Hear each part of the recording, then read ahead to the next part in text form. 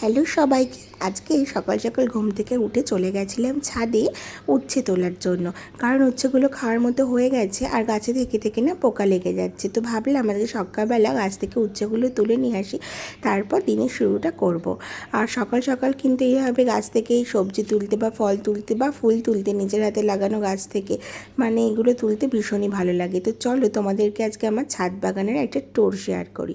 তো এখানে রয়েছে নয়নতারা ফুল গাছ, আর তার মধ্যে আরও একটা ফুল গাছ আছে, কি ফুল গাছ আমি নাম জানি না।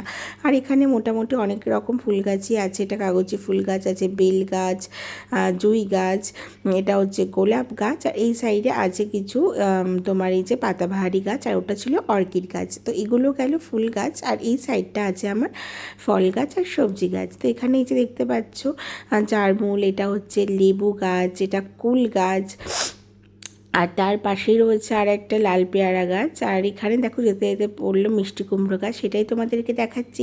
আর এই যে সেই উচ্ছে গাছ, যে উচ্ছে গাছ থেকে আমি উচ্ছে তুলতে এসেছি। উচ্ছে গাছটা কিন্তু মেনলি হয়েছে যে লাল পেয়ারা গাছের টবের মধ্যে।